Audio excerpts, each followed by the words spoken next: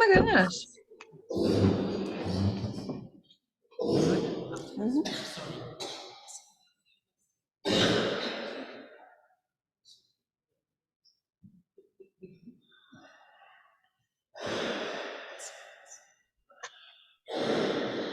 Okay, well, could I welcome everybody to the chapel at the University of Glasgow, and also those of us who are on Zoom. So those of us who are here should know that there's quite a large audience as well on Zoom who are with us, so welcome to those people as well. It's an enormous pleasure for me to welcome Dr. Ruth Dunster here.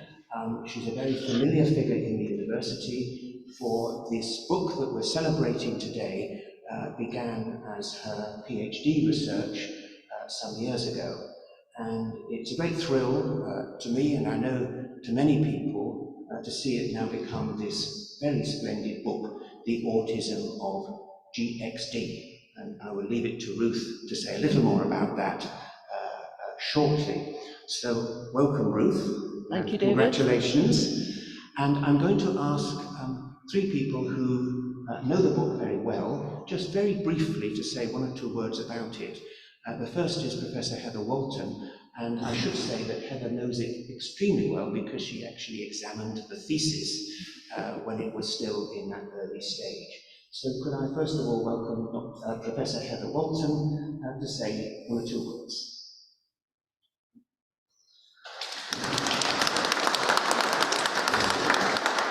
Thank you very much, and I'm really delighted to be here and to speak at this celebratory event. And the first thing I want to say is thank you. Thank you to Ruth for producing this book, which is really a very wonderful piece of theological or atheological or whatever writing. It's a gripping and exciting read. And I remember when I first became aware that Ruth was pursuing this very original and important trajectory of research, which has now come to fruition here.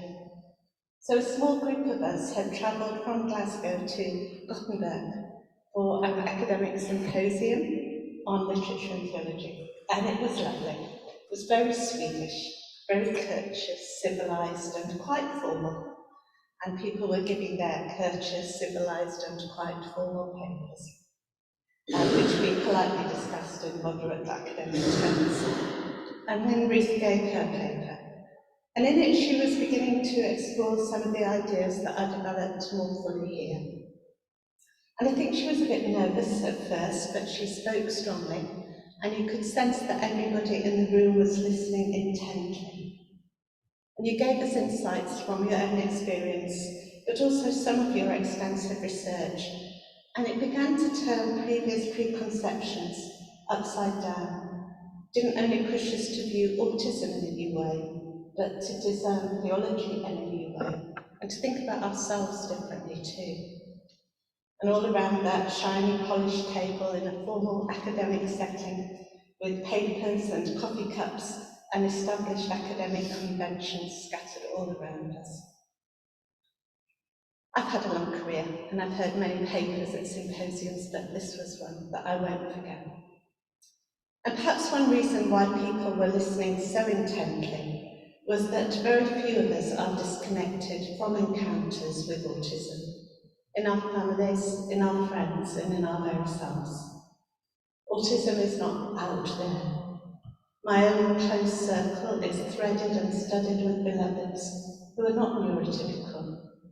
But this is too rarely seen as what you reveal it to be for us, an opportunity to engage in new processes of contemplation and the joyful celebration of the plurality of worldviews. Nor is it commonly taken, as Ruth puts it, as presenting a radical countercultural imperative that challenges norms of being and belief for every reader. Such a revisioning is not only possible, but it's performed in your book, and performed with great fluency and persuasive power, but also with compassion and humour and panache. So thank you, Ruth. Thank you for what you've achieved and the gift that you've given us. But just before I give the floor to others, I want to note the things that are particularly precious for me in this book, and encourage, of course, other people who may not have read it to buy it. So first, this lovely book is very hospitable. It's a model of accessibility, welcoming those who have little knowledge of autism, or little knowledge of theology, or little knowledge of anything very much really. You're a very good explainer. Secondly, it presents a new mythology of autism, a new mode of representing autistic perception that generates what you call a radical autistic hermeneutic, a new mode of interpretation that leads to a profound refreshment of theological and other thinking. I particularly valued your reframing of immanence and transcendence. Transcendence becomes a mindfulness of separation, an acknowledgement of unknowing and the unknowability of the other, which autism causes us to encounter. And immanence becomes autistic fascination, or as you describe it, a joy and wonder in the endless achaity of a created order, imbued with divine blessings. You write, when an autistic mythology of delight is examined theologically, God is everywhere. The world is filled with the glory of God. GXD. And finally, having moved faultlessly through discussions of contemporary philosophy and mystical theology, you give me images of God that I will treasure forever. Not the God of dead metaphors and metaphysical gestures, but the autistic God, who gazes with autistic fascination on this wonder of a world. The God who does not order apocalypses with the proper signs and fanfares, but watches as every petal of blossom opens, scents, and falls silently to earth. The God who does not count sins, but numbers each hair on our heads instead. The God whose heart stops when the breast of the sparrow ceases to move. And the God whose glory is in the breathing, dying beauty of the world. I'd like to finish with some words that you wrote. When I see Jesus in a fallen sycamore leaf, I am incomparably blessed. I trace Jesus in the veins of the leaf and know that the promise is not vain but veined. The vein is not only a semen of rock yielding precious stone, it also becomes a vein of the self-emptying Christ, called out in communion with the suffering and discerned by the intolerable affective empathy of autism. And I am blessed. I am incomparably blessed. And you've blessed us here. Thank you.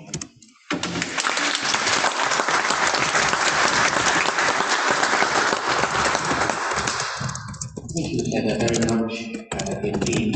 I made a great presumption at the beginning that everybody knew who I was.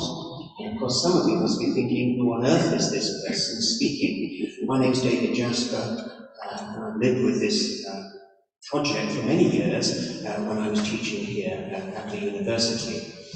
The next speaker, Dr. Alison Jasper, is not unrelated, of the University of Stirling.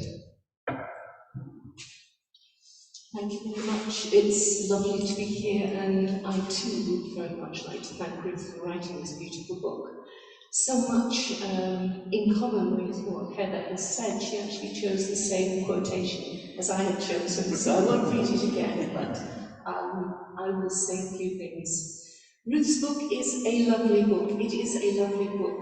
You should read it as a lovely book on many different levels. It's profound, but also presented so clearly that I'm never disheartened, as can happen, by a sense that I simply don't have the familiarity with so much scholarship or the memory and agility to keep a range of new and difficult concepts in mind. Ruth keeps reminding me, glossing for me, providing me with short definitions. This is such an important thing for those people who are struggling with a new subject. As a teacher knows, and Ruth, of course, is a gifted teacher.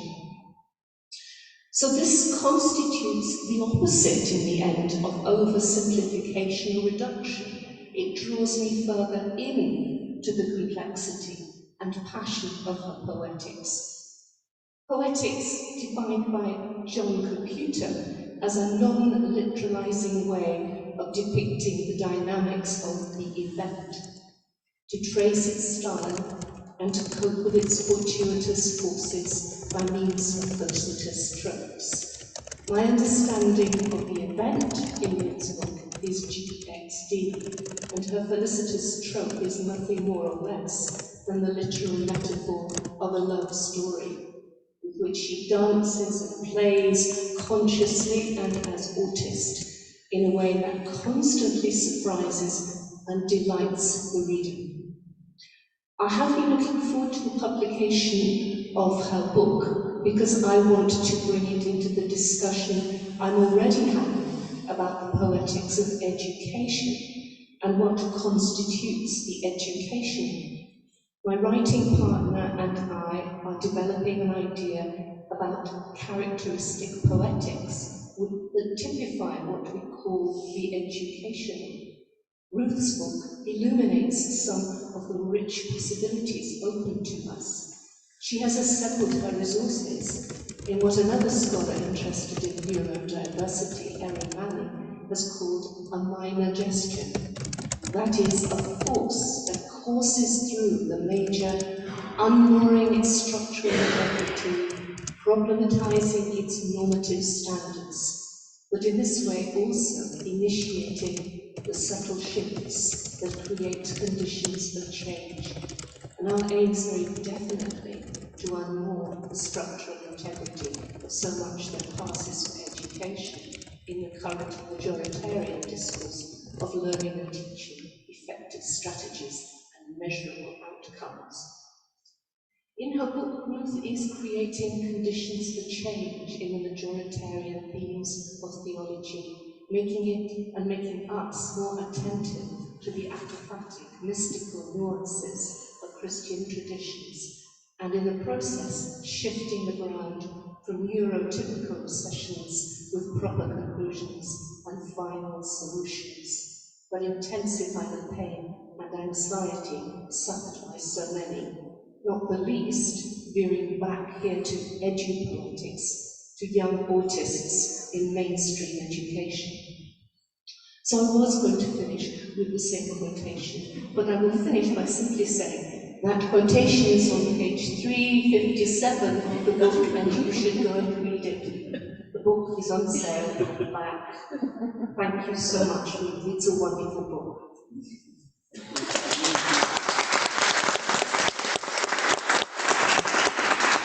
Thank you, Alison. Our third speaker is Dr. Fiona Darragh, also of the University of Stirling.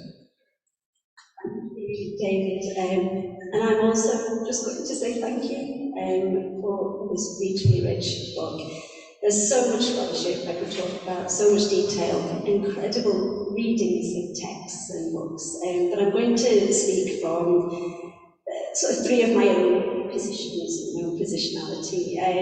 Firstly, as a researcher and a teacher in critical religion, I'm really delighted in the way that Ruth challenges this restricted nature of classifications and categories, and that you pay very careful attention to the history of categories in relation to how they're used.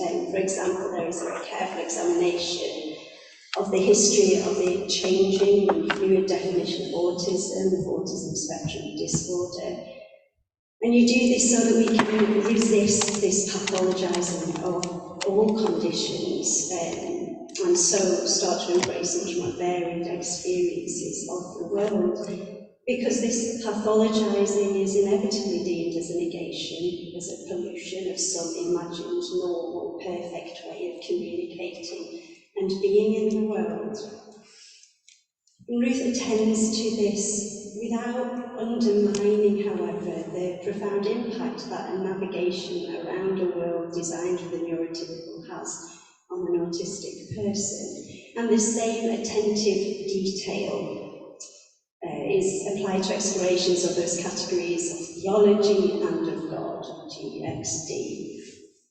And in response to the writing of Luigi Pirandello, you write, to quote, "This God appears within the no one, which escapes definition and construction.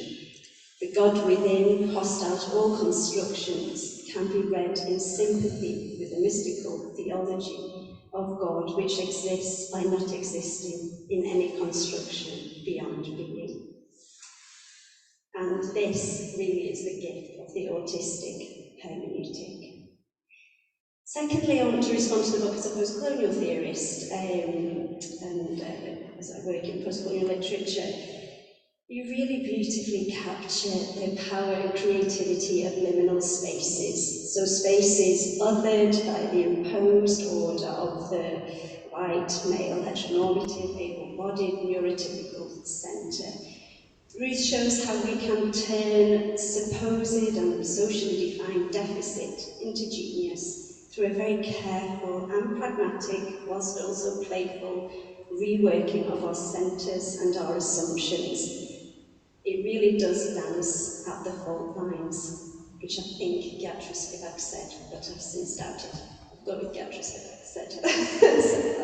But that was the quote I was thinking of. It isn't an idealism, though. Rather, it recognising that suffering is where creativity flourishes. And just like Derek Walcott's broken vase, which becomes even more precious once it is reassembled. Thirdly and finally, I want to respond as a parent of an autistic child, and I want to say thank you from that place for this beautiful book. And there are a couple of personal stories that came to mind while I was reading the book. So when my daughter was just 4 or 5, she's nearly 13, there was a day of the week that she always had what they call RME in schools. It was just P1, so she was in P1. And after this particular day, we would get straight into the car and go to a swimming lesson, and so we were always chatting in the car. And I always remember these journeys as she would go into great detail about the often biblical stories they had heard about that particular afternoon. And her engagement with these stories always struck me as distinct. I didn't know why. She wasn't diagnosed with autism until 9. But one particularly memorable reaction was to the story of Jonah and the whale. She went into great detail about how a man was swallowed by a whale, and a series of questions followed. How big are whales, Mum? What are they like inside? Can we sit down? Does water go in once the whale goes under the water, or does it stay dry? And it went on and on. I can't remember all the details. I just remember the feeling of being kept on my toes yet again by my 4-year-old who refused to accept simple story as story. When I read the book, this story came flooding back to me, no pun intended, but just as Ruth describes, her utter joy, yet also some bewilderment at the story, was because she was literally in the metaphor or the allegorical tale. And entering into the beauty of the language and letting it wash over her. So just like the boy in the story that you mentioned, he was in the yellow. Ruth invites her readers to view autistic literal-mindedness and fascination as not deficits of language or communication, but rather as having the potential to bring dead metaphors back to life by living in the very flesh of the words.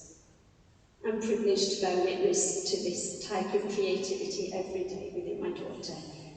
And when my daughter saw Ruth's book sitting on the coffee table at home, as it has been doing in recent months, her interest was immediately piqued by the word autism in the title, but then she was confused. "The autism of God?" she exclaimed, just like that. "But, I'm sorry, Ruth," she said, "but that's a stupid title." Why? I asked her why. Because God can't be autistic. We don't attend church as a family, so her social and cultural experience of the discourse of both God and autism has already told her that this is an oxymoron. So Ruth, as a parent of a teenage autistic girl, trying to make sense of the world around her, the barriers that it presents, and always speaking what is her problem and her devastating story, I want to say thank you. Thank you for challenging this discourse so eloquently and patiently, and for making space for an autistic God that we can all learn from, and where we can celebrate our perfect imperfections. Thank you.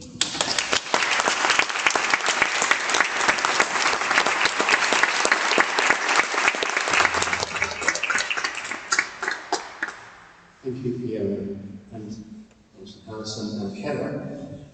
You can see that this is a book on many different levels. A challenging book, but also a comforting and reassuring book. And so, Ruth, I want to hear a few more things from you now about the book that you have written. And the first is a simple question that probably isn't very simple. Who or what is GXD? Wow. First of all, I want to say thank you to everyone for coming here, and for Heather and Alison and Fiona for your very kind words, and you, David, who have been such a support to me over so many years. And hello to everyone on Zoom. It's lovely that you're here. I can't see you, but you can see me. So to answer the question, who is GXD? Well, it's very simple. You open the book and you turn to page 1, which I'm going to do. And it says, that's page 3. Why do I write not G-O-D but G-X-D? This is the question of God's X. Really, I prefer that you think this through as a polysemic riddle. In other words, there are a number of ways to interpret this word, and it's for you to ponder which one or ones might be valid. Chapter 4 will reveal at least one of these answers. X marks the spot. Of hidden treasure, of a kiss, a multiplication, a crossing out, a non-gender. You must decide for yourself. Now we can begin. Well, you can see that this is a book that challenges and continues to challenge. It's not a book that yields itself easily. And that kind of brings me on to the second question, which really is about the subtitle of the book. You've called it an atheological love story. And what do you really mean by that? I mean, for those of us who've been theologians, or tried to be, for so many years, why do we now have to face atheology? And in what sense is it a love story? With whom? I'm going to answer back to front, just because I want to. So I'll start with story, because this book's a story. It's a mythology that I've developed. I haven't tried to write propositional theology. It's not Karl Barth. It's not John Calvin. This is myth. This is invention. And this is fairy story. This is fun. And this is playing with what the idea of GXD might be. So it's a story. It's also a love story, because my colleague in Aberdeen, John Swinton, speaks about autistic people who are perceived as being thin people, as if we don't really relate to people, we don't really have feelings of love or compassion.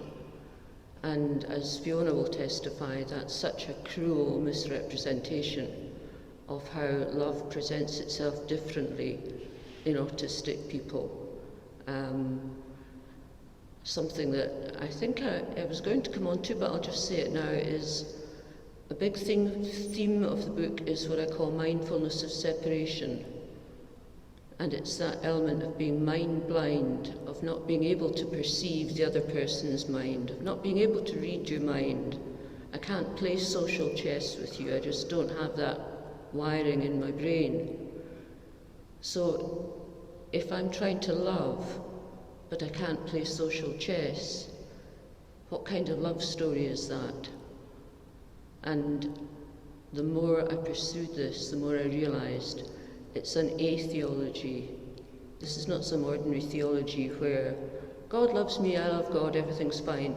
No, we're going into territories theologically where to know God is to know God in the darkness, in the suffering, in the pain, in the unknowing, and how you can actually find a joy there because you find Christ there in that moment of pain and suffering.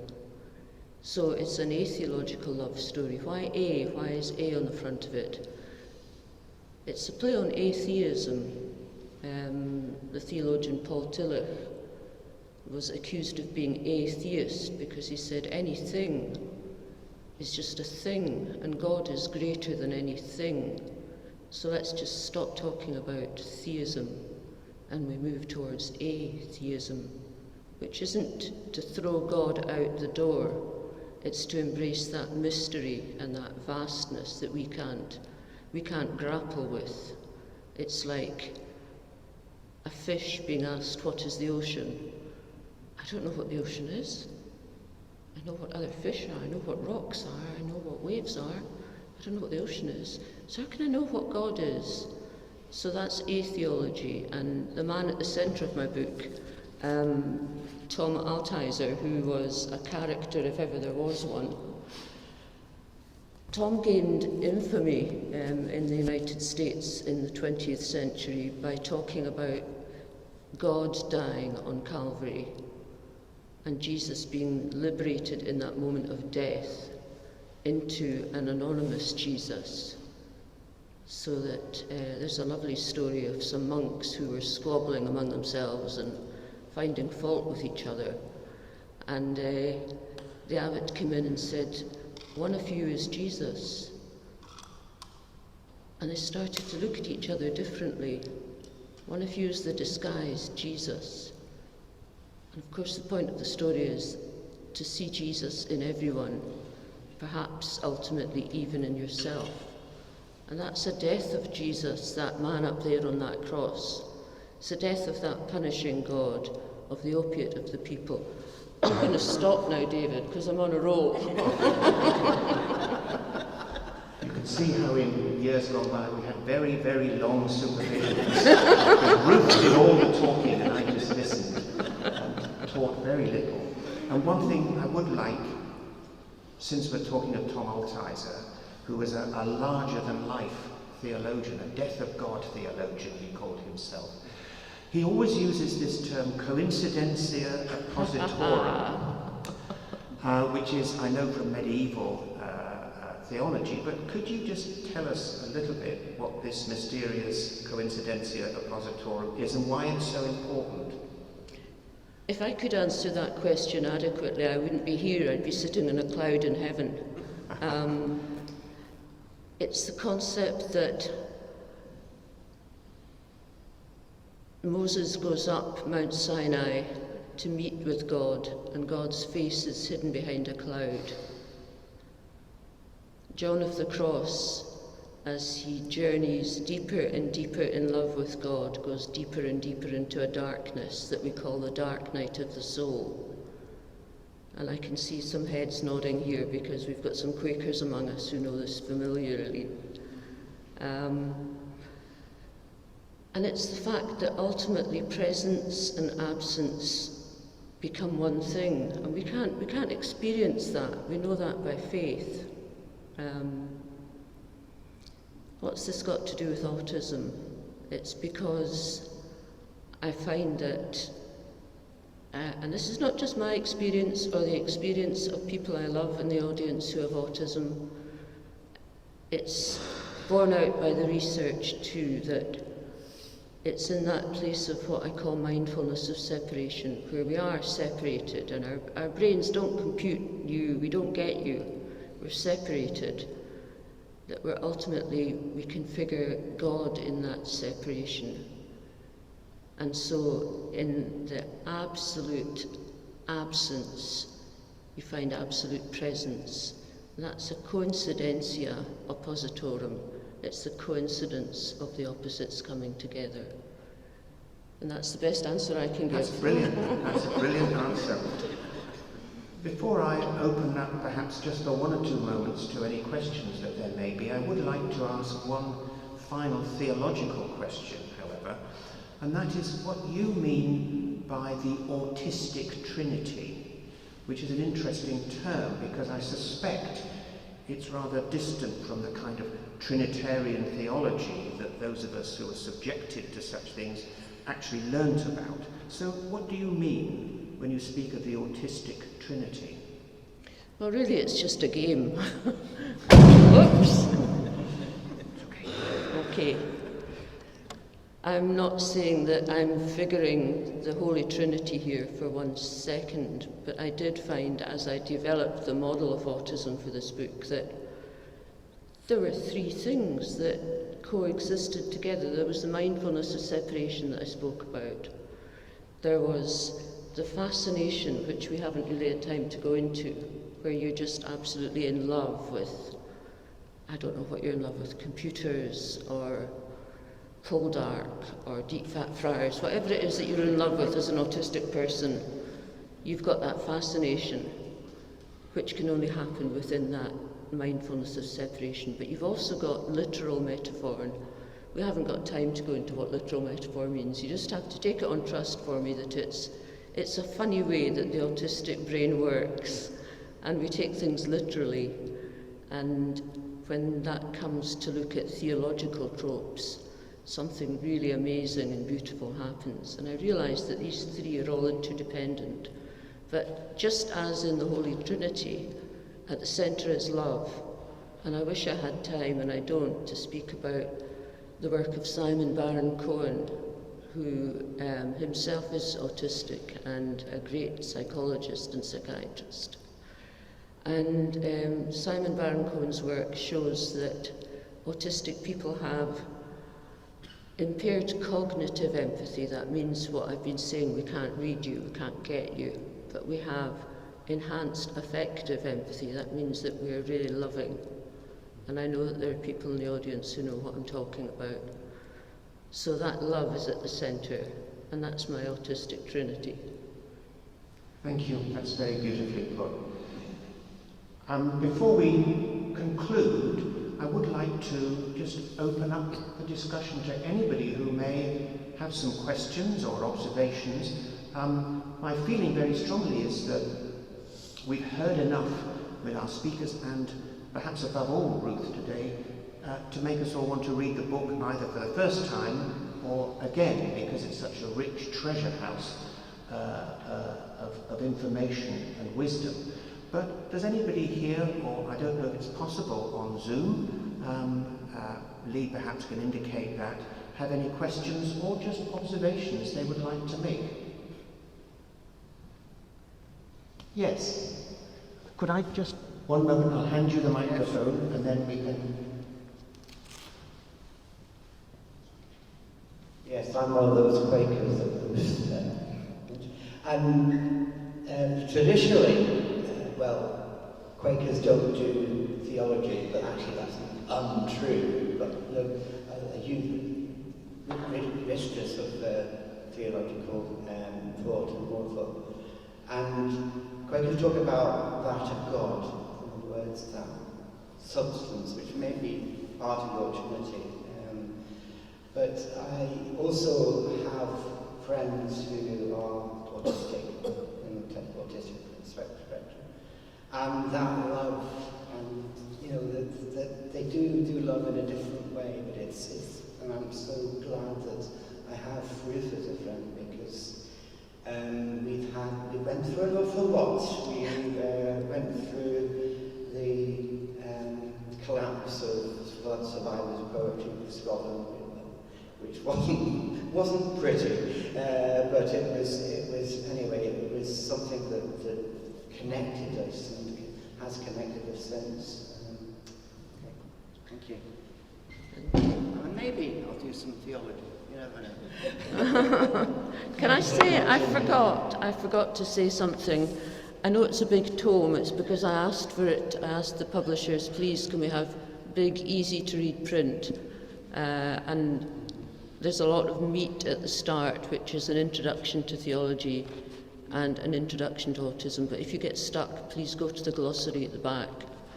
I'm looking back at it and thinking, how did I assemble all these words together? But I did.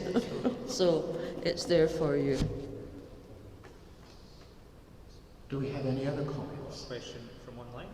Yes? This is from Alison Woolley, and it says, Ruth referred to whatever autistic people might love. I love silence as a spiritual practice, which was the subject of my own PhD research. Sorry. But also in many other of its polyvalent forms. Many of the mystics also loved silence, or at least deeply engaged with it. I'm not sure that's a question, it's a comment. I'd like to respond to that, if I may. Please do. Thanks, Alison. I know we haven't met in person, but thanks for your emails and for that question. And actually ties up really neatly, if I can read a page of the book, please. Let me see if I can just quickly find it. Yeah, this is coming towards the end of Altizer and what he says, and he's playing around with all kinds of paradoxes and the coincidentia oppositorum, where silence is at the heart. And this is what Altizer says. The enactment of the death of God happens in the outpouring of the Spirit of Jesus. For us also, there can be an enactment in our lives through mindfulness of the mystery implicit in the impossible possibility, which is embodied in the Eucharist's deepest meaning. In the end, incarnational metaphor embodies and is the essential means for us of all this myth to manifest itself. Incarnational metaphor is a Eucharistic language where literal mindedness speaks as silence, because in it, it is finished, and language is finished. So thank you for pointing me to that question. I hope that's helpful. Time just for one more, perhaps, if there's anything. Yes. Could you come forward, because it might be easier for the camera so that those who are zooming in can participate. Of course. Thank you. So this has been somewhat of an odyssey for you, to the extent that I feel like this book has been almost autobiographical for you. And I think there have been a lot of different changes and epiphanies along the way. What I'm curious about is, now that it's done and it's out and you finally get to share it with the world, who would you say it is for? Oh, Paul, I wish I knew the answer. It's for you.